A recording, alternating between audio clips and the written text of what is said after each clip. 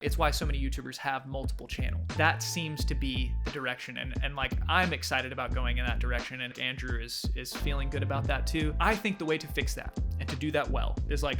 Brad Cash is the creative director of the Babish Culinary Universe, formerly known as Binging with Babish. This is a YouTube channel all about food, and they have over 10 million subscribers. One of the great things about Brad's career is that he's been working in the creator economy the entire time. He's never had another creator job. It's always been with the creator economy, namely YouTube. So his level of expertise and his level of insight into how this business works is very rare to see. He also happens to be a very good friend of mine. Brad and I talk about a multitude of different things over the course of our conversation, including fatherhood, what it means to work full-time in the creator economy, what it takes to run a real, legitimate business with multiple revenue streams, and what it's like to be a creator while working with other creators. But most importantly, what we talk about is how to take a passion and turn it into a profession without getting burnt out. This is a really good one, so I hope you enjoy this conversation that I had with Brad Cash, the creative director of the Babish Culinary Universe.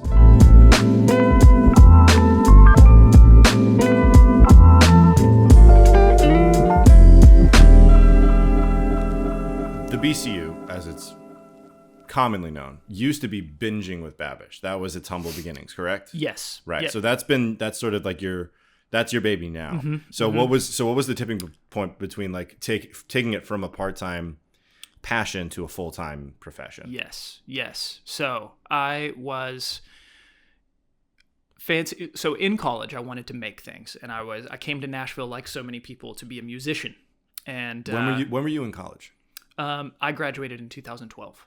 So This was 2000 and 2010. I came to Nashville. So 15 years ago. 15 years ago. Now everyone knows how old I am.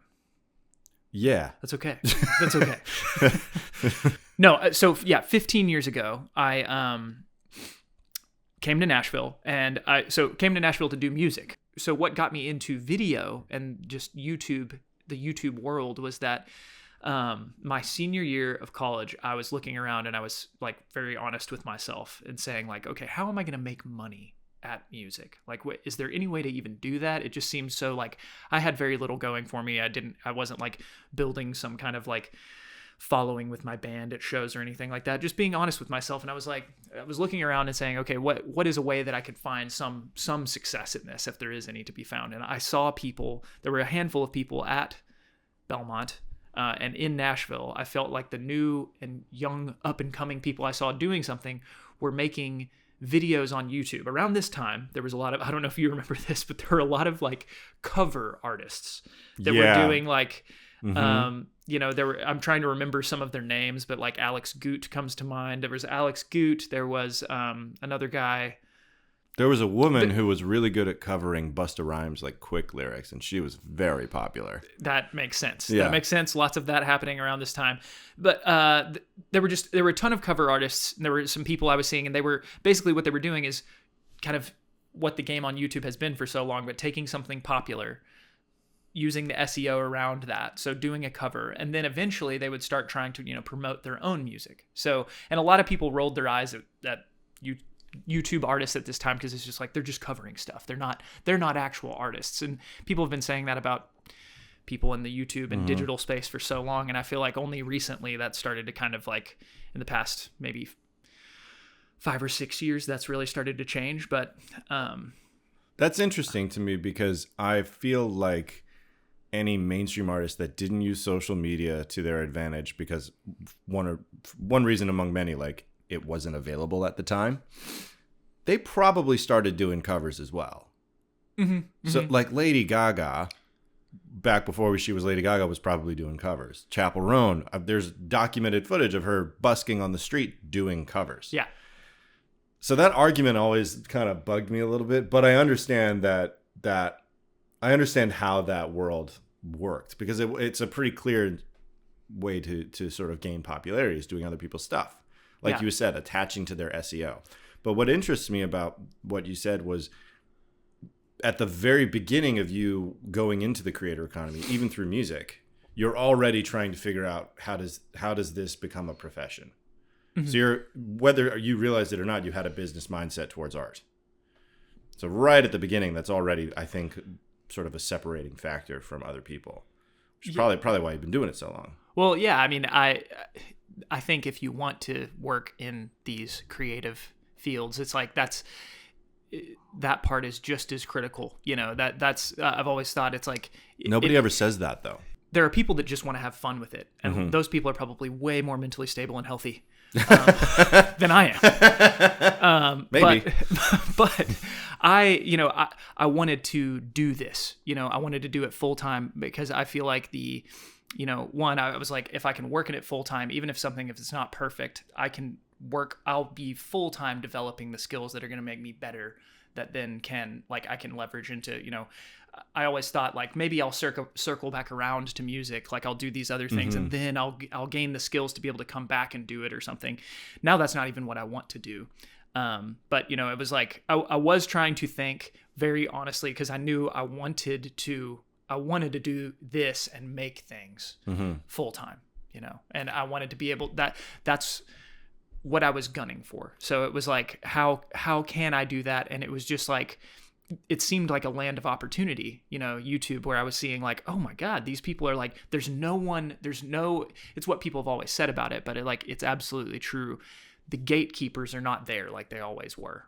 That like they were, used to, you had to find a label, you had to find people that would promote your stuff if you wanted to try to get it to the masses in any way. But now, with a little bit of luck and a whole lot of overanalyzing it and thinking about it and strategizing, you can post something to the internet and it can somehow find millions of people, tens of thousands. You can find an audience. And I had that kind of early success with one of my covers. It was a train. It's still on the internet.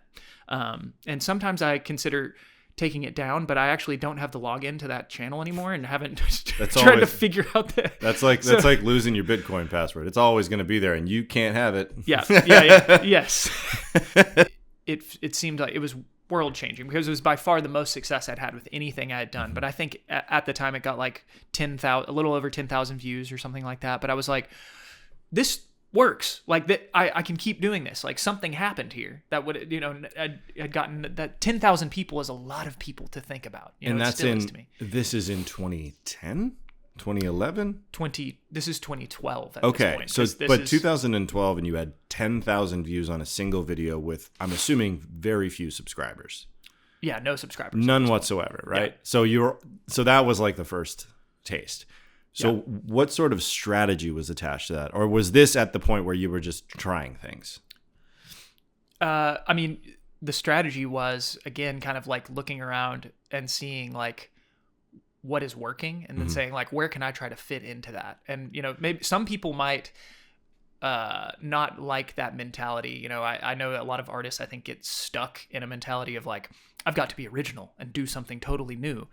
And I've definitely gotten in those patterns of thinking myself, but I think for me what has been best is to say like what is working. I've recently done this with my own YouTube channel where I was trying so hard to figure out what the hell I was doing and saying like, okay, I want to like, there's these things I want to do. I want to do something special, or it's just like you're trying to express yourself. And I just had a video, I'm feeling very good about this right now, but I just had a video. It's sitting at 81,000 views right now. That's fantastic. On my current YouTube channel I'm working on.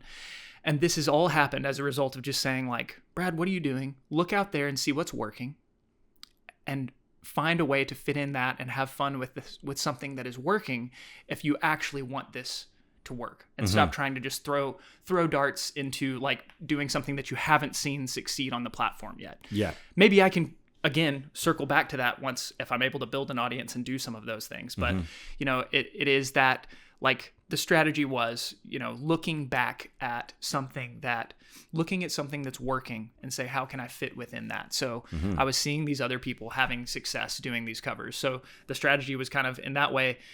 It makes it a lot easier, but I'm just like, well, let me try my hand at that. And sometimes I think that can be scary because then there is no, like, you have to let down your defenses enough to say like, okay, if this doesn't work, it's totally on me because it's working out there. And if I do it and it doesn't work, then it's something I'm doing. It's not to the level of the stuff that's working or whatever. And that, I think, is a scarier place to be in because it takes down some of that armor. Yeah, it does. You have to put down your own armor, I think is really the thing, because it's so easy working in an agency setting, which we both have ample experience in at this point. Working in an agency setting, even if you like the people you work with, it's so easy to be like, the failure of that thing that we made isn't on me because I did my job great. But in the position that you were in, making this cover video or cover song, and then now subsequently like making your original content for your channel, it is, with the clarity that we've been able to glean over the past few years, so simple to say, I didn't do that right. What did I do wrong? How do we fix that on the next one? So it's so much easier to be iterative and honest with yourself when there's no one else involved. It cannot be anyone else's fault. It's not YouTube's fault. So that level of clarity, I think, is a really important thing to have. Did you have that when you were making your cover videos, that I didn't do that kind of video correct? Or was it just, that didn't work, let's try another one? Because I think it's really easy to just do the latter and not really do the former, especially early on when, like the algorithm was, I hate saying that, but like virality, let's say virality was still a bit of a cryptic, sort of elusive unicorn in the online video space back in 2012. Like nobody knew how to do it. Now it's sort of scientific. It's relatively easy to figure out how to make a video become not necessarily viral, but become popular.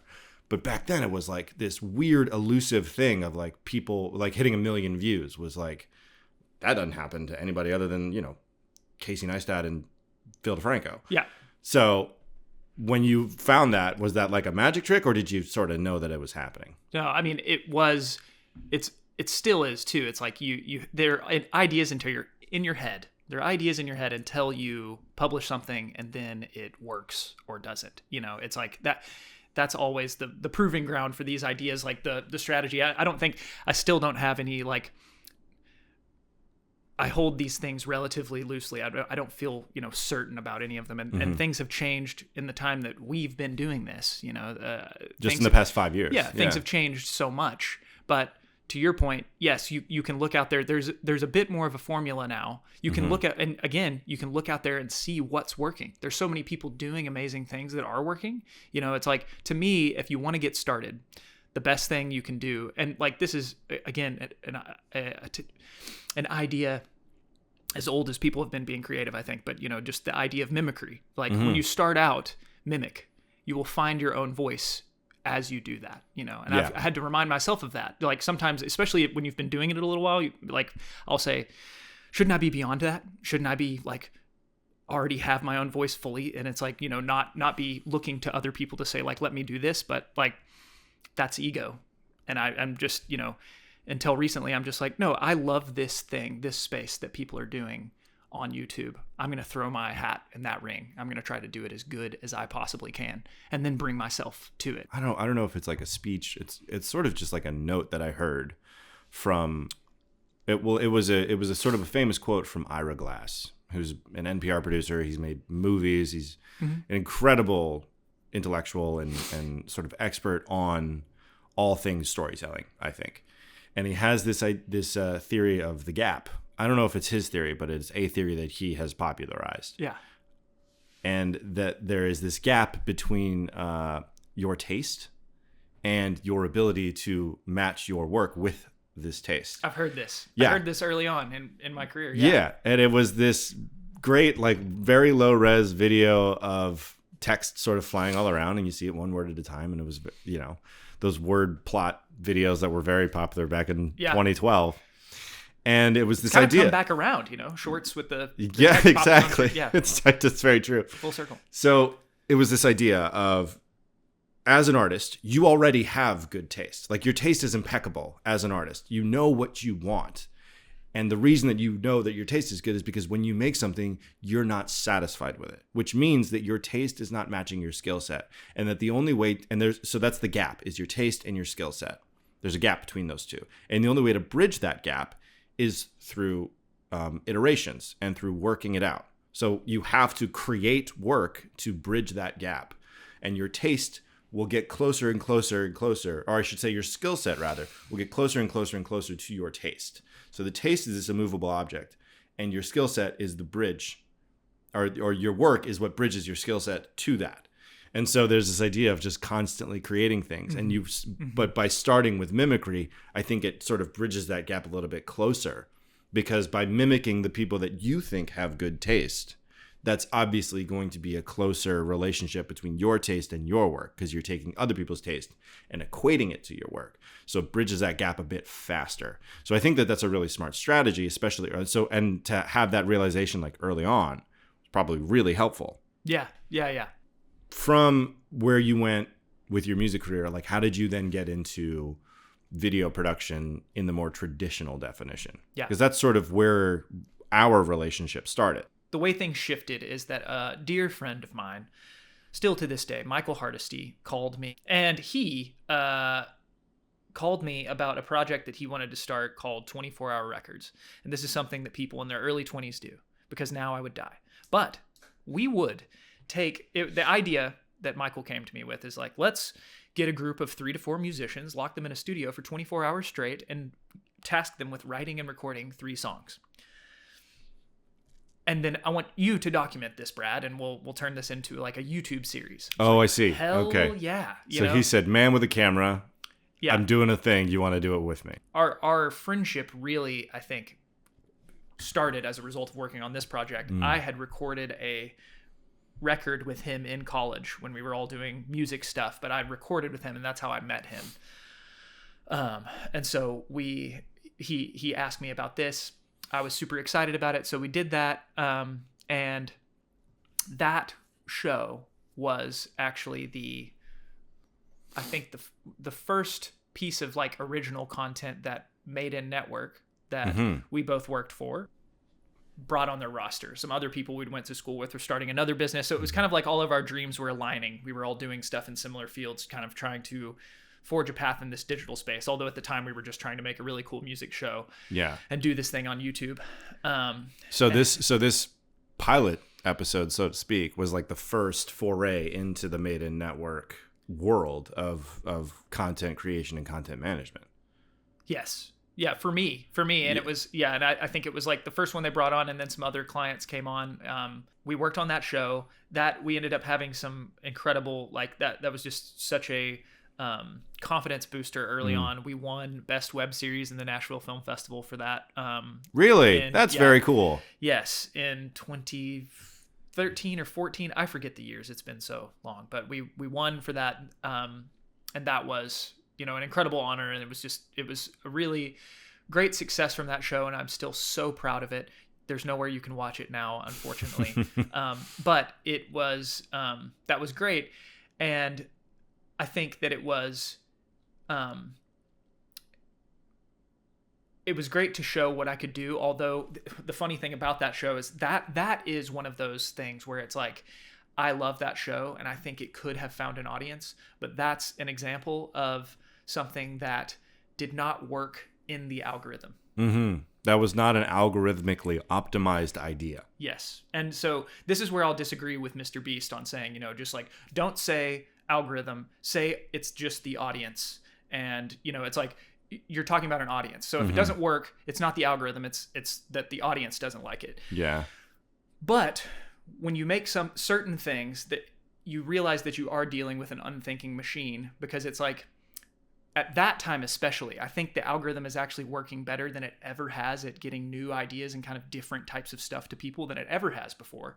But at that time, it was like, no one is searching for 24-hour records. No one is searching for any of like the keywords that we were making. So it's like, I think that there are a lot of people that might have been interested in creativity or music or just, music in general, that could have enjoyed that show, but there wasn't a way for it to get served to people at that time. So it just, it languished in obscurity because of that. I think that the gamification of that idea is a very 2025 thing to do.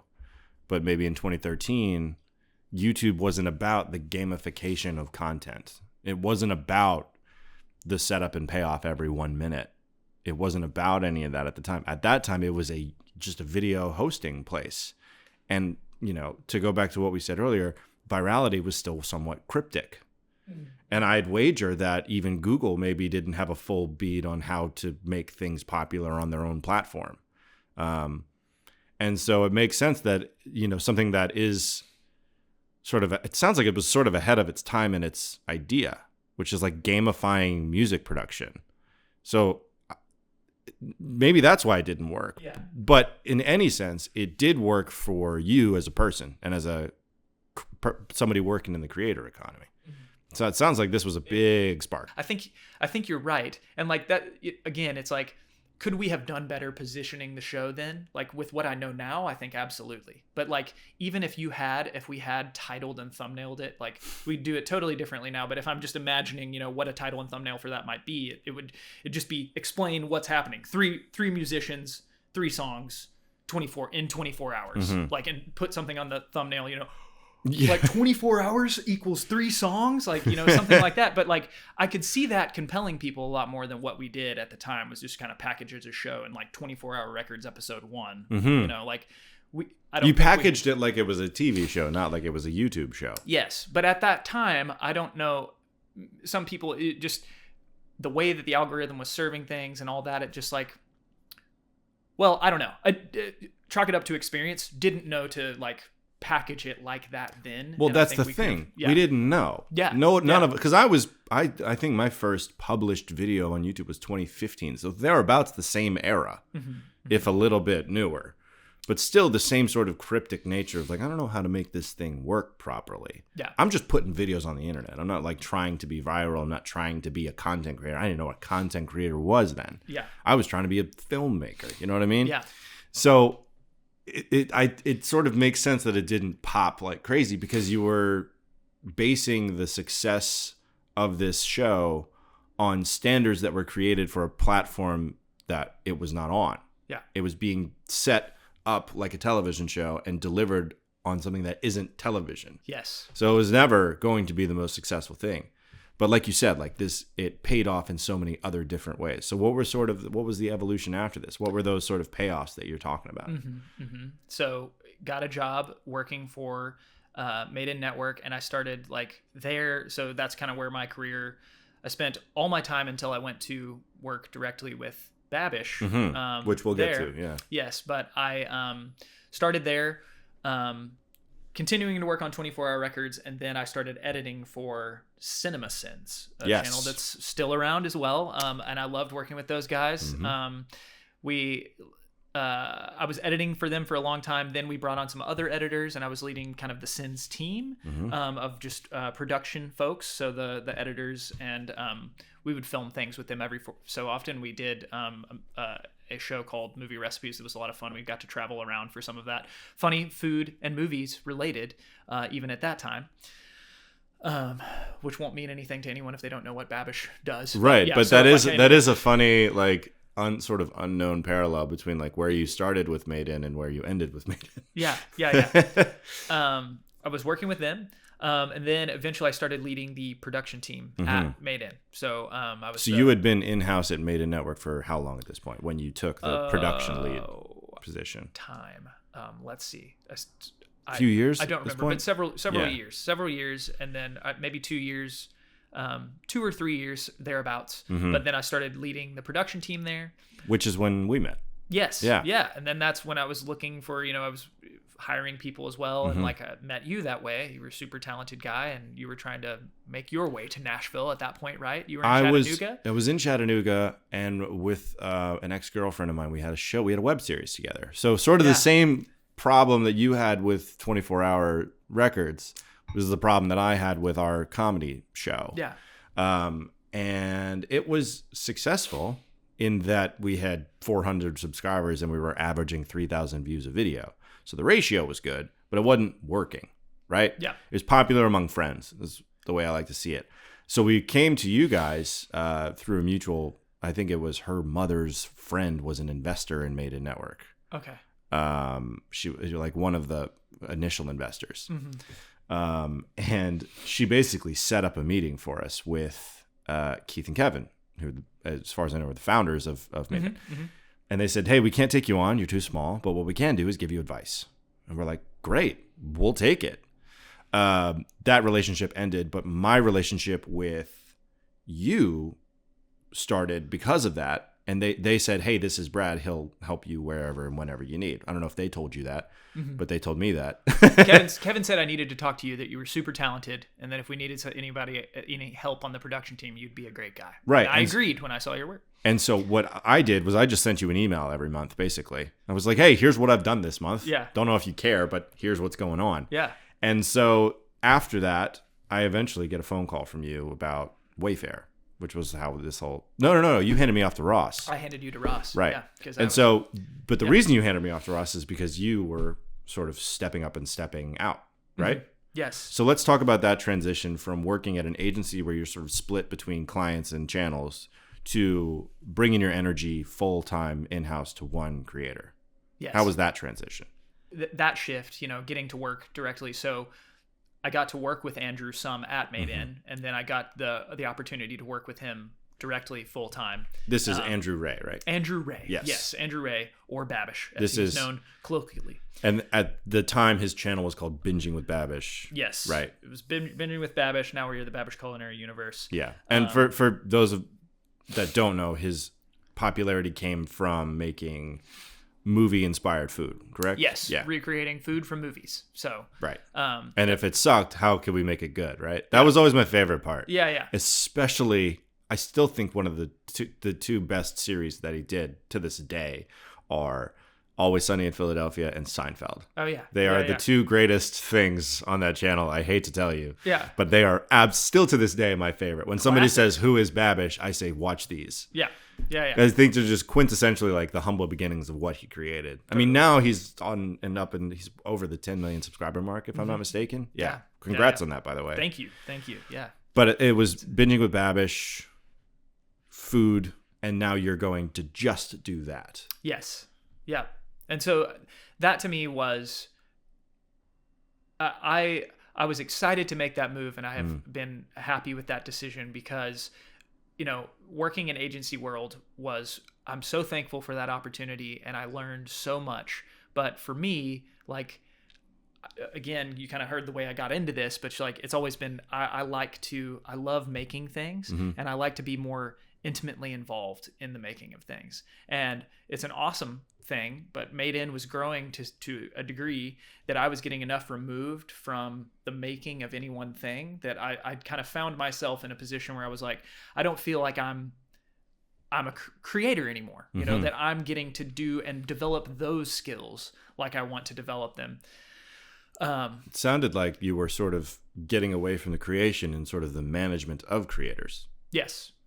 100%. And so how did that affect your decision to move to a singular place? Yeah. And that, it was exactly, thinking about that, realizing that was happening, and then getting the opportunity to work with Andrew, which I'd got to do some before. And we just when you work with people and it's easy and you're having a great time and you just forge a friendship, like that's what it's about, when you enjoy the making of things. And I got to do that with Andrew. I'm fortunate that I get to work with someone I also consider a friend, and we get to have that kind of a relationship.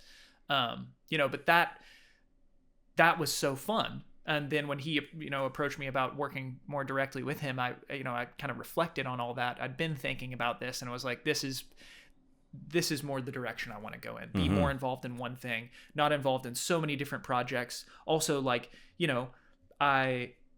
it's a different thing.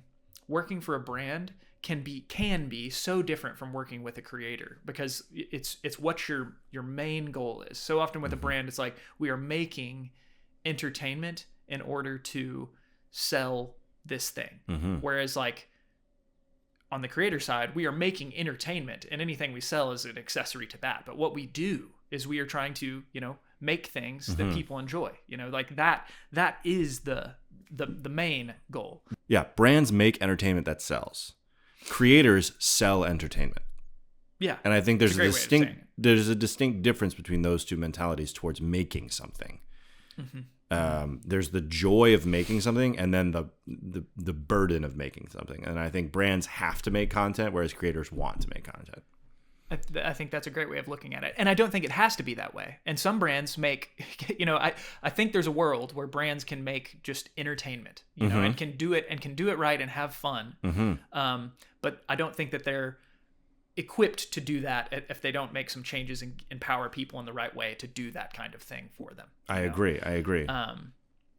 And that's something that Made In would help brands do and kind of figure out and find out. But going and working for Andrew was great to be able to, focus on making things again. That was something I talked with Andrew expressly about when I was getting started with him, is that I was excited about that. And so now, getting to be closer to what is being made and try to just make really entertaining stuff, and then getting to see that go out and seeing the audience respond to it is just, that's it. That's it for me. Like that kind of thing. I love like making something that people respond to and makes them feel in a way. That's a drug. That's my drug. Yeah. It's my drug of choice. Sort of having your fingerprints back on the content that you're actually pushing out to an audience and seeing the audience respond to your USP that's attached to this. Yeah. That's a really special thing. And so now you are, you're the creative director of it, Babish Energy? Oh, yeah. So at this point you're fully in-house at Babish. So how, has that evolved since you started there? Let's just talk about the BCU. Yeah. Because it was just Andrew and his belly button and his hands. Yeah. And a cutting board. But it's much more than that now. Yes, and Sawyer, Andrew's business partner, the CEO now, he was there. They'd been, there was a very small team when I came in, and when I came on, Kindle was brought on as well. So we kind of came in at the same time there. I started working with Andrew. The first time I shot with him, I told him congratulations on 1 million subscribers. He had just hit 1 million, and I can't remember, and he hit 1 million so fast. But I'm trying to remember when. But we filmed something in Nashville together. Told him that was kind of the first time that I met him. But when I came in, small team. We still are a small team. And there's not a lot of people in his house. Yeah. But there have already been eras, I think, of how we're seeing, like how YouTube, again, like so much of this is an iterative process, but like with the BCU, part of the reason it is now called the BCU is a result of we were trying and we were thinking that it was time we were going to bring in more personalities, and kind of try to expand the channel in a way that a television channel might operate and have different hosts. It not just be Andrew anymore, but it's a culinary universe of different hosts and people. So we started a show with Sola from Bon Appetit. We did a show called Stump Sola with her. We had a show Prebolo with Rick Martinez. Yes. These are things that, I actually helped you edit the Christmas special for Sola. Yes. The Great Babish Bake Off, I believe is what it's called. Yeah. That was so fun. That episode was fun. That was a behemoth. And it was a behemoth of footage. God, yeah. I called you, was like, Nick, I need your help. Please help me go through this mountain of footage. That was one project that had well over a terabyte of data. Well over. Yeah. Closer to 2, if I'm not mistaken. Yes. Yeah, I think it was 1. Why do I remember this? I feel like it was like 1.7 it was terabytes. A lot. It was just a lot of footage. Not for one series, for one episode. One episode, yeah. Well, that's partly a problem of, just filming everything in ProRes LT, but to be honest, it was one of those situations where it was like, this is just a total, but it was like, we would rather have it than not need it. Yeah.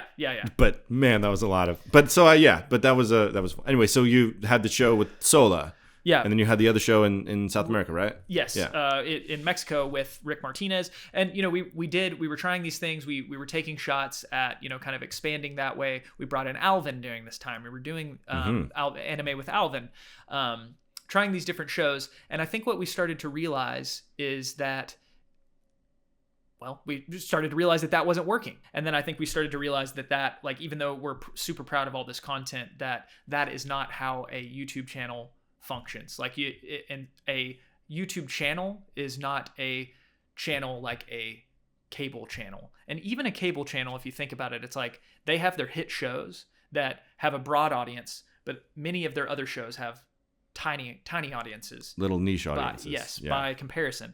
The thing with YouTube, and again, I think this is another way that it is different from just an audience, and it is a machine, is that when you have, let's say that you have a show that does have broad appeal, but then you have these other shows that have maybe broad appeal, but a very different group of people. You make one show, it goes out, and there's a different audience for another kind of thing that you're making. Then the algorithm is trying to figure out who to serve your videos to. And so it says the people that like both of these things, that pool of people is much smaller than the pool of people that like this thing and the pool of people that like this thing. So now your potential audience and how the machine of the algorithm is going to serve it, I think, is altered by that. And you see this, it's why so many YouTubers have multiple channels, because they're like, I like this content and I believe in it, but I think if I put it next to this other content, it's going to compete with it in a way that's not beneficial, and it's going to underserve both. So this is kind of something we learned, I think, in this process of like having these different shows and seeing it. And again, very proud of what we made, but it's like, okay, this ecosystem is not mutually beneficial to everything we're doing. So we've got to pare down. So we kind of like, we have sensed, and I think the audience sees it, and it's, this is all public facing, but we have since, we're focusing more on Andrew again. And we're dialing that up a refocus on him and his personality on the Babish channel. And so that it's been, I love learning these things as part of the whole process of, just being in this space, is saying like, so much of it is just trying things, saying like, okay, well, numbers go up or numbers go down. Oh, okay, they're going down. Let's change. Let's figure out. Let's pivot. Let's go. How to get them to go the other way. Yeah, it's always a learning process, I think, and sometimes you have to learn the hard way. Sometimes you learn the easy way, but either way, it's a lesson learned. And I do think it's interesting to hear about bringing on new talent and trying to create this thing that is the BCU, because I heard from a number of creators that what they do is they try to rebrand to be less centric on a singular personality. A good example of this is Colin and Samir. They run a creator economy podcast on YouTube. They also are content creators in their own right. But what they did was they created a newsletter and online community called The Published Press, which is not dependent on their personalities, which allows them to create a business outside of relying upon them. A lot of people argue that being a content creator is kind of dangerous because it's sort of this upside down triangle thing, and everything hinges on the personality that's on the bottom. And if that goes away, the whole thing comes crumbling down. So how is the BCU managing this idea of trying to create a business that is centralized around a personality without being too reliant upon that personality? I don't know that being tied to a personality is a problem. It's like there are channels, there are examples of channels too that don't just hinge on a personality, but that do, different, especially like there are some well done brand channels that do things like Wired. Wired does really interesting things. Vogue has done, stuff where it's like the Architectural Digest. Yeah. But see, those are kind of riding on the personalities of these very interesting people that they're bringing in, but there's, they are not tied to one thing. And that's a clear example of like a good way to do content. But like someone who's not a big brand, they can't do that kind of content, or it's very difficult to do that kind of content anyway, because how are you going to get access to John Cena? How are you going to get access to, the world's leading beer expert to come in and like do a, talk about beer? Like I think I saw something Epicurious did maybe, or I think once you have built a channel around a person and a personality, it's understanding why people are there. And I talked, maybe I'm totally wrong, but I talked with Andrew about this on the Babish channel, and it's like I believe in him so much. He is so entertaining to me. I have so much fun working with him, but like he's a hilarious guy, and he's got such a personality of his own. And I think that's what people are there for, in large part, that they have subscribed to him, and want him to do that. And so on that channel, not that there's other ways to build a business too, is like he's built a face of a brand where now we can do things like sell cookware. and Yeah. do cookbooks, and there's other ways to diversify. And that I cookware, have his knife on my wall right now. there you go. See, oh yeah, beautiful, the cleft knife. But that's something that ostensibly could continue to go. Like Andrew could be like, I don't want to make content anymore, and that brand could carry itself, and we could continue. Cookware could continue to be made. There are ways to do it. And so I guess to a degree, or once you hit a certain point, having your personality associated with a brand doesn't really matter because the reach is so wide. Mm-hmm. Is that maybe an accurate thing to say about how Babish is approaching at least his product lines? I think so. I think you're right about that. Mm-hmm. Yeah. And thinking about this point of like the individual creator, it's got me turning on it, or like, it is how do you differentiate? It's interesting to me that like Andrew is going back to the Babish sort of ideology and the Babish identity being centralized around him, because it seems to be the opposite of what a lot of people are doing. Even Mr. Beast is sort of disassociated his name from his brand, because you can go and find a Beast bar and it doesn't have his face on it. Right. But Jimmy is still like a critical part of, I think, what's going on at Mr. Beast. Him being the host and the guy. Yeah, that is a good point. But also, like it can vary.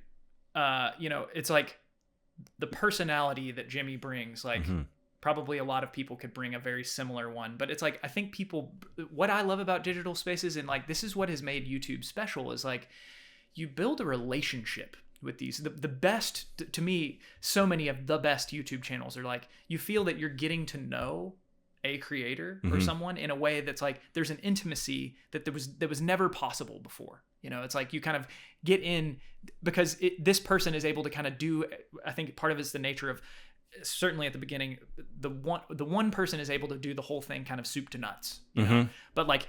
And it's closer. There's less of a wall. I actually think that like too high production quality on YouTube could be a negative thing, because like it puts, and that's a shared sentiment across many, many creators. Yeah. And because I think it puts a layer of removal between people. Not to say that you can't make beautiful things and do that, but the fact that that's even possible is not something that people would have thought about like in the television space before, I think. Yeah. And now on YouTube, it just seems like that makes sense to me. But this is something that's really hard for brands too, and what's scary about, and you've seen things like this happen, like with the fallout that happened at Bon Appetit some time ago. And it, again, is part of the reason we were able to work with Sola, is that there was some falling out there, and some creators left, and they were able to go kind of start their own brands from Bon App. YouTube can be hard for brands because to work really well, building around a personality is such a tried and true way to do it. Not that like we've talked about, there aren't other ways to do it. You can build around celebrities' personalities, like Wired has done, kind of with bringing those celebrities in. Yeah, bringing them into a model that already exists. Yes, right. But it's still kind of built around personalities that people know in that way. It is built around personalities that people are attracted to. Yes, right, or celebrities. The celebrity nature of people. Right, and so. So for brands, it can be really tricky because you've got to give a person, or like kind of do something like that, make it intimate and let someone shine and kind of be the face of your brand. And that's a very tricky thing for a big organization to do. And I don't know that it can be done just right. How do you do that and let go? I mean, you see it kind of happen and work well in places, and maybe people are getting like disenchanted by it a little bit, but like when Wendy's started letting just a dude start run, or a gal, guy or girl. But you're talking about Wendy's Twitter/X feed, right? Yeah. One of the best things on the internet. Right. And like that, but that's been happening for so long now. It's just like, oh, that's what Wendy's does. But like at the time when they started doing that was like, it was brilliant. Whoa, they just let a person be a person on their account that says Wendy's. And it's like, okay, how refreshing, but that person, whoever's doing it, clearly has a personality, or the team of people, they have built a brand book so well that they're able to just say like, this is how we do snark, this is how we do this. But like, it's so good that in a way my gut tells me that it's like you can only do that effectively to let a person, just like you can't make decisions by committee to do it as effectively as they're doing. They've given a guy just the power to be snarky and say, like, what up to people on, just like having a company make your mom jokes to individual people on Twitter/X. Right. It's an absurd idea from a corporate point of view, but from a person point of view, it makes complete and total sense to make fun of somebody on the internet. Yes. I think that's what Wendy's tapped into, was the personality of being online. So that's really where the BCU seems to be leaning more into, is like you're going back to the fact that the personality is the value on this channel, not necessarily anything else. It's about the personalities. And even with some of these new IP that you guys have developed with Alvin in particular, I think he's becoming his own personality, and his relationship with his audience is growing in, I think, a really meaningful way on platform. Mm-hmm. And like you said, you did a lot of trial and error with various different series, and that one stuck. And even his relationship with his, background people, like seeing Rachel Dolphy, brilliant culinary expert, pop in and help him with certain things. The one thing that I remember the most is the custard. It was absolutely hilarious, with having them deal with this massive amount of custard and trying to pull it up. Yeah. And it was literally a team effort. But having those like personality moments, those like little sort of off script, so to speak, moments that are deeply seated in having a personality, and like seeing how a person reacts to a situation, not just how the script wrote the situation out, is a valuable thing. So it's really interesting to see the BCU sort of lean more heavily into that. Mm-hmm. How has that affected the success of the channel since you guys started doing that? Since you brought it back to personality? Yes, I think we've started to see success with that. As we lean back into Andrew doing more, going back to, we've started doing a ranking series that's helped a lot. But things like, something called... I just appreciated the frozen pizza one. That was just an education. Yes. Yeah. No, everybody needs that. I want to know. Who hasn't stared at the frozen pizza aisle and said, my God, what do all these taste like? We want to be that for people. But we doing that series there, Every Way to Screw Up, Botched, that's the same series, but Botched, Babish Beats, like we're wanting to do more travel content, but there's just more. Totally side note, I loved being with Babish. That was such a fun series. Oh, that was fun. That was fun. That was a long time ago at this point. But yeah, we've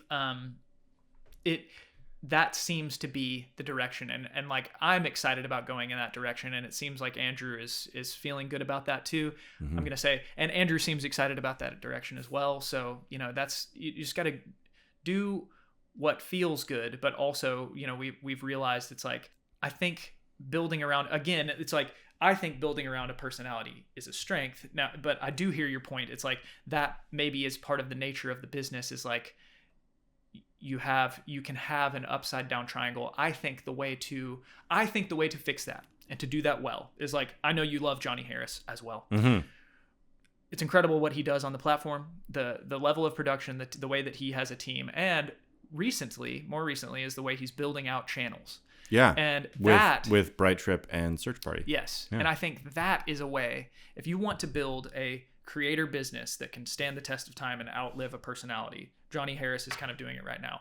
We're trying to figure out how to stay tuned. We're trying to figure out how to do that ourselves as well. But I think it is a multiple channel approach as opposed to do everything on one channel. People have been doing that for a long time. I'm not saying anything groundbreaking here, but like, but it's about how the BCU is approaching it. Like, because BCU has always done, regardless of whether or not BCU is doing a trendy thing online, BCU has always done its own version of that thing, and I appreciate that about the channel. I think the audience appreciates it too. We hope so. There's always a certain attitude towards the type of content that Andrew is making on his channel that is inherently Andrew, or inherently Babishian, so to speak. Yeah. Well, and that's the thing, is like when I go to Johnny Harris's channel, I want Johnny Harris, like I want him doing it. It's like that. It's not just the way the video and the qualities of the videos, but it's like it is the way that he's doing it. I like his personality. That's what I think, people are so tied to that channel for that. Now building out more channels. Yeah. But like they feel, in production wise, they feel like Johnny Harris videos to me. And you can tell the same team is involved. They're all kind of making them, and they put their own personality into the edits and things as well. But like they feel similar enough, but like they're building around different personalities on each one. You can have multiple approaches, but I think the way to do it is to partition it on channels, because again, not confusing the algorithm. Different people are just going to appeal. It's just how people are. Yeah. We appeal. Some people hate my face. Some people just don't want to look at it. And if I go on a channel and I'm there and they like the other person's face, then they're gonna be like, I hate this guy. I'm not gonna watch him again. And then that channel will be hurt by me being there. Whereas if I make my own channel and I'm able to just go out to the people that like me, Mm-hmm. and though plenty of people that don't like me will find me, but the people that keep watching will like me, then the algorithm kind of starts to figure out what my audience is. Yeah. And I'm not confusing them with another person coming in all the time. You have a bunch of people under one umbrella is what we're really saying. It's like, to go back to the Johnny Harris isms. Yeah. With Search Party, like you said, the look and feel of Search Party is inherently something that is very familiar to all Johnny Harris fans, but it's not Johnny Harris. It's his business partner. And so what you're saying is that there is now a possibility, because of the fact that BCU has cultivated this very clear aesthetic and a very clear style of video, even when we're switching between, code switching between the different kind of series that are already on that one platform, they all feel like they're part of the same family. Mm-hmm. And so what you're saying is that you can then do that same principle on a different channel. So it's just making the umbrella wider. Mm-hmm. Because you think about BCU as the small umbrella, right? Then you have the various different series on that platform. They all feel like the same thing. You can make that umbrella wider with different channels. So you can have a bit more deviation in style so long as it feels the same. And so that, I think, is where this whole idea of not worrying about the personality being the sole supporter of the channel, because you have the ability to expand. Mm-hmm. And that personality is now the thing that expansion relies upon in a comfortable way. It's not something that it is like solely dedicated to, but it is what's giving it its fuel. Mm-hmm. Mm-hmm. So let's talk about the difficulties and maybe challenges, and also the successes of doing that, actually putting that to practice. Yeah. Because I think that it's really interesting to think about the BCU as a business, not just a creator, because there's other things going on, you know? Yeah. So I would love to hear about the development of the business of it all. Yeah. And how you as a creator have become a business person as well. Yeah. Well, truthfully, I think what we're talking about now, that is the, how do you get more eyes on your stuff? How do you get the audience to grow? I think everything we're talking about is the business of this, of YouTube. I love seeing creators do, and that, again, it kind of goes back to seeing what other people are doing and how the success they're having. But when Johnny Harris released Search Party, and I watched the first video and I thought, this is so similar to what Johnny does. Why not put this on the main channel and have more videos on that channel? It's already got this huge audience and all these subscribers. ? Why, Johnny? Thinking about that, it is like, I feel like that's how I've started to, I agree with, I think, other people and seeing the success that they're having, but start to realize that it's like, even if it is very similar, like if it's not just the right amount of similar, and it has a slightly different audience because of the different personalities. And that is something that you can really see that people would not watch something for, or change their viewership habits based on that kind of critical thing. Because, you feel like you build a relationship with Johnny, or whoever it is. Yeah. I mean, that's the whole thing, is like audience, like a creator builds a relationship with its audience. That is like a tried and true method of success. It's what I've known to call the loyal 1,000. Yeah. You have that loyal 1,000 set of fans that are devoted to you and will do anything for you and support you, which is code for buy your stuff. Yeah. And watch your videos and like your content. And if you do something, so what you're saying is, if you do something that deviates from what they have said they love, that it becomes, it's less of a success. Starts to compete, and in like, you can see it with all kinds of like, why does Mr. Beast have his Mr. Beast channel, Mr. Beast Philanthropy, Mr. Beast reacts, whatever, gaming, all that stuff. Yeah, like, why doesn't he just throw it all on one channel? Mm-hmm. It's different audiences, and even though they have huge audiences on their own channels, they would cannibalize each other's viewership and compete with each other because the audiences are different. Mm-hmm. And so I think that is that is something I feel like I've started to learn and really just see all over the place, that I'm excited about that idea, and, you know, to start moving in that direction and say like, okay, like YouTube is not, it's not saying that you have to be. So I'm glad you asked me this question, because that is the way around the reverse pyramid, you know, where everything's built around one person, is that you say, it's like, okay, you take all the learnings, and it might be a reverse pyramid on that channel, because I do kind of think on that channel, you got to stick with what's working there. Yeah. Because if you try to do too much on it and diversify on that channel, then you're going to lose your audience. You're going to start chopping that audience up and get fractions of it. And as it stands right now, that upside down pyramid is what's working. Yes. And so that is now the platform onto which you can build all this other stuff. Yes. So then you build another reverse pyramid, you know, kind of in a way. And it's like you keep doing that, but then, you know, you have a base. You have a bunch of, you know, the bottom points of those pyramids start to become their own foundation if you do that enough times. Yeah. You know, that is a way to build a media company, and you see people doing it on YouTube that can outlive just one creator. Absolutely. I think there's a lot of creators that are doing that, where they have their sort of keystone, which is their hero channel. So to use the what we've been talking about, like Mr. Beast has Mr. Beast, and then all those other ancillary channels that he creates he's said this openly, that they are supported by the revenue that Mr. Beast makes, and that everything gets pumped back into that. So it's all this like some sort of self-fulfilling prophecy, so to speak. And it would be really exciting, and I'm certainly looking forward to the future of what the BCU is creating with that sort of business mentality. So how it is, I don't know if you can, don't spoil anything, but what can we expect in terms of content from Andrew and his hopefully forthcoming secondary and tertiary channels?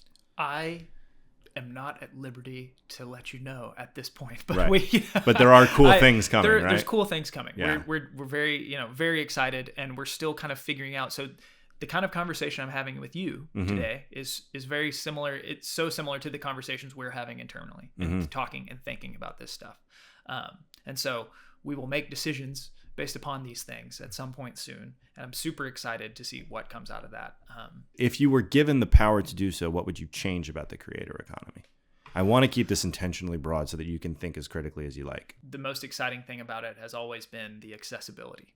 That there is, if whoever's listening to this wants to make something, they can make it, and they can put it out to the world, and they can get feedback on it. You know, that is an incredible thing. It's so revolutionary. You know, it was like when it happened, and I realized the kind of power I have to just like post things and get them out there. You know, that's exciting, and I think that's always been, even today that's still relatively uncommon. Like if you are working even remotely with a brand, the amount of people that have to say yes to a thing is insane. So the idea of being a person that says, I'm going to put this out and listen to my audience immediately is an incredible gift. Even in 2025, it's an incredible gift. Yeah. So I'm really happy you said that. Yes. That to me is one of the most exciting parts, is that there's no one else.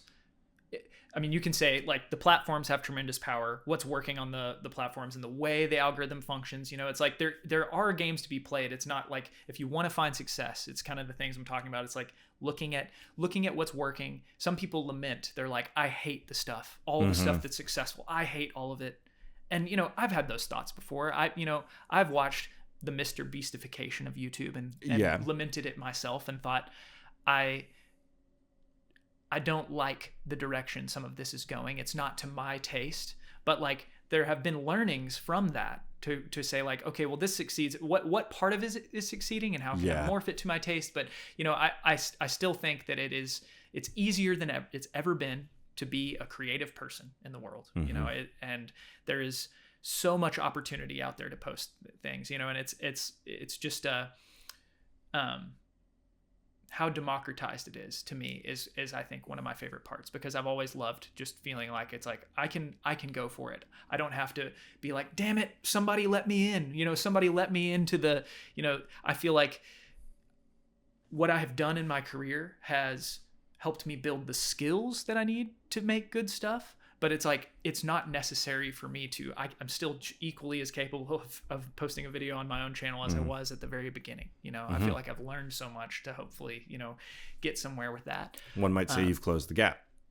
Yes, and that is the grind of being an artist, like of any kind of creative person, is like, you've got to develop craft. Like, that's what it is. It's like that, and that is the part that there's no substitute for, and you've just got to run your head against the wall, and like you've got to put in the hours. I had a lot of ego at the beginning. I think that I've recognized it as that now, but that I was even unwilling to like be really honest about when I'd make something and say like that it wasn't up to my taste, and not want to admit that. And so it probably slowed me down a lot by not just being honest and saying like, wanting to insulate myself from my own failings and say like, it's not my fault. It's something, it's the algorithm. It's something else. It's like, it's not me. It's these other external things that I can blame. And you know, I found myself much more effective now taking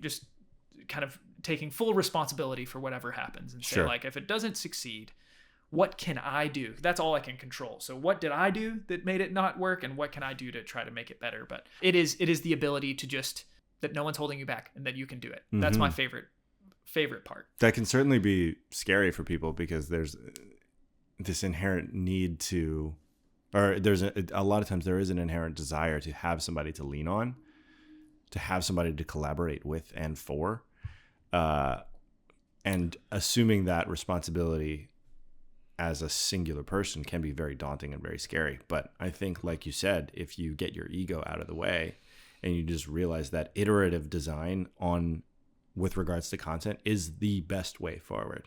It might be the hardest, but it is inarguably the most effective. Yeah. But there's nobody getting in your way of doing that. You know, like you said, like the ego needs to get out of the way. Yes, for sure. So if you had the power to change anything in the creator economy, what might some of those things be? Yeah. So this one is easy for me too. It's that the creator economy is lonely. It is a lonely place, especially like when you're doing it. If you're someone who wants to make your own thing, you know, it's like, I love like when we were working with Maiden, there was a great group of people. Working with Babish, I have a great group of people. You know, like that. So not to say that those things are lonely, but it's like when you're working on your own thing, or when you're starting something out, like you are the same thing, that like no one's holding you back. You can do it all on your own, but you're doing it all on your own. So that is a lonely place to be, like very easily. You know, it's like, I think finding a community of people is something that's really important. People that you trust, that you can even say like, hey, what do you think about this video that I just made? Like, you know, if you just have a handful of people that you can bounce things off of, can be so helpful and make it feel less isolating. But you know, it's a wild world that you can do all of this, and there is a way to do it where you can basically just kind of do it in isolation and you know, make your way. And so if you're not careful, that can be isolating. And at points like, you know, working on my own channel that I've been putting a lot of effort into, you know, just like kind of moonlighting at that. It's part of what I love this stuff. And I've loved being in it, because I've always wanted to do, you know, just like, what do I want to make? What do I want to tell a story about? What matters to me? Like, let me put it out there to the world. I don't think I'll ever stop doing that. I don't want to anyway. When I do, I will, but I don't want to stop doing that. But it's like, I can go through those processes and be like, okay, I'm doing this all on my own. And thank God for my beautiful wife who listens to me talk about these things all the time. And I need to find other people to talk with about it more often. But you know, having that kind of a support is great. But I think it is a unique place in that you can do it on your own in this way, that like, there's very few things, at least as a living, and that you can do that you can do in as much isolation as you can do being a creator. But also, man, so much, I think it's like with any artist or creative person, so much internal work to get to the point where it's like, I have spent the last 2 years, so I started the channel 2 years ago in 2023, January of 2023, I think. So almost exactly 2 years, just over 2 years. Yeah. Started the channel like tons of internal work, just kind of figuring out what I wanted to do. Like that can be the biggest hurdle. Yeah. Just figuring out the what. It's like, what do I want to do? What type of thing do I want to make? What am I trying to say? What voice do I want this to have? It just like that seemed, I felt like I was spinning my tires for quite a long time. And, if you look back at the channel, even in the space between the videos and, kind of like kind of how different they are, and just, I think you can see even, and this is what is great about, YouTube channels. It's like a documentation of a period in time in your life where it's like, you can see the changes maybe that I was going through. You can see the timeline just running. You Yes. you see the evolution of the creator through a timeline. And it's funny, again, internal work, figuring out those things. And then when it happens, it's like everything gets easier. It's like when the thing clicks and you say like, oh, okay, I know what I want to do. Then it just feels like, for me, it has felt like a tremendous weight is lifted. Just like, oh, now I'm excited in a different way to do a thing. And so anyway, that was all way too philosophical, I think, but that's kind of part of what I do on the channel, and what I'm excited to do is like, well, that's also part of you. You have a philosophical approach to a lot of things. I like to think about things too hard. I made a video about overthinking. I had to a problematic degree probably, but instead of internally worrying and thinking about and doing like having all these things that bother me about the world or whatever, I've like decided it's like use all of that as material to talk about and have fun with and turn that into a video. But also it was just like, what do I want to talk about? What matters to me? How can I talk about that and make it as entertaining as possible, and reach as many people with it as I can, and that makes it more fun too, is to make it, to try to add the comedy to it. And going back to the mimicry idea, it was seeing other YouTubers do similar things and then kind of saying, again, being vulnerable, like, this is something I see working. I saw YouTubers like Drew Gooden, like Eddie Burback, like Curtis Connor. There's so many I've discovered kind of a whole world that I hadn't seen before. I don't know how I missed it, because they do massive viewership and have huge amounts of subscribers, which to me was also exciting because it says there's an audience for this stuff. There is an audience for this. And this is something that seems exciting to me. So let me throw my hat in this ring and just see if I can do anything in this kind of a world. And so really it's nothing more. I'm trying to do commentary as me. Yeah. Brad's commentary. That's it. So it's so simple in that way. I think I resisted letting it be simple because, again, to try to have more things like complicated in a way, so I just didn't have to be that vulnerable.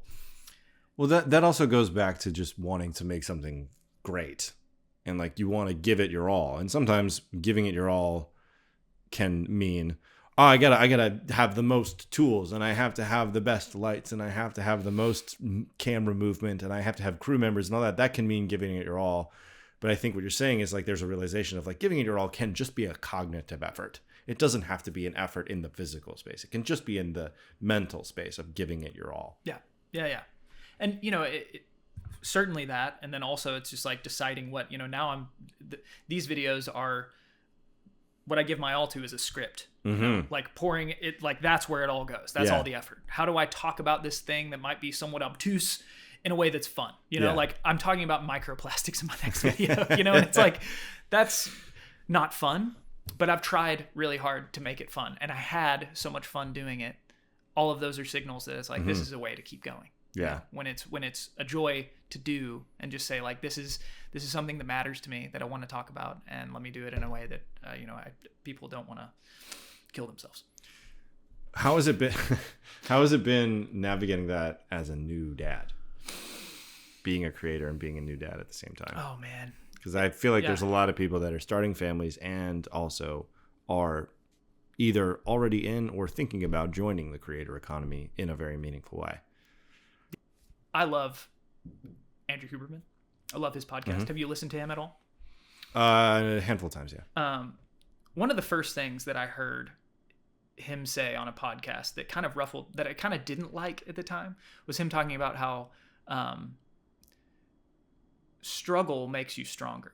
Mm-hmm. And that, and an idea at the time that I heard it, I was like, it was counter to some of the things. It's like, you should, lower resistance. And if there's resistance, then maybe it's a symbol. It's not the area you're supposed to go in. And I think I was understanding some of those kind of like spiritual ideas surrounding like resistance is what gives life purpose. To me, having a kid is like another one of those things where it's like, it is a meaningful struggle. Doing my own channel on top of my full-time job with Babish is a meaningful struggle. But these things together, weirdly enough, I feel like I'm working harder than I ever have in my life.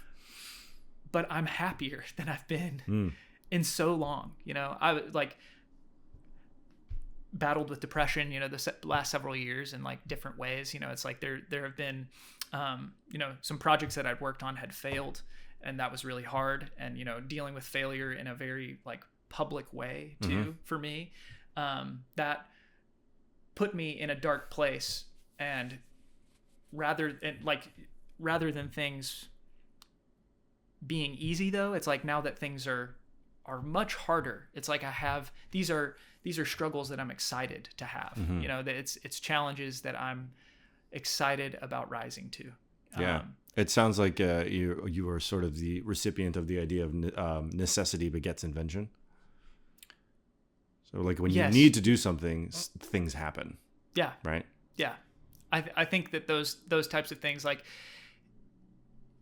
it could easily go the other way. And I don't want to, you can pile on too much stress and overwhelm yourself too. Yeah, of course. But to me... But the optimist in both of us is like, well, there's a positive side to that negative coin. Yeah.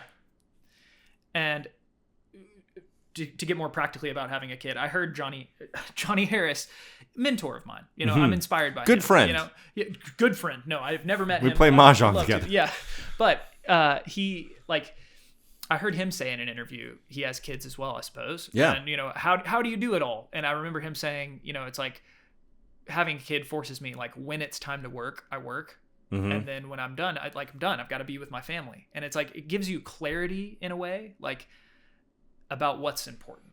It's like, okay, like when it's time to go for it, I will go for it because my time is more limited. But instead of that being like feeling bad, it's given me clarity about what matters. Do I want to waste my time on this thing and not moving forward what I actually want to move forward? What do I want to do? It seems like the idea or the fact that you now have these completely unmissable responsibilities. You cannot put off being a father. You cannot put off being a husband. You cannot, to a degree, you cannot put off being a creative director for a company.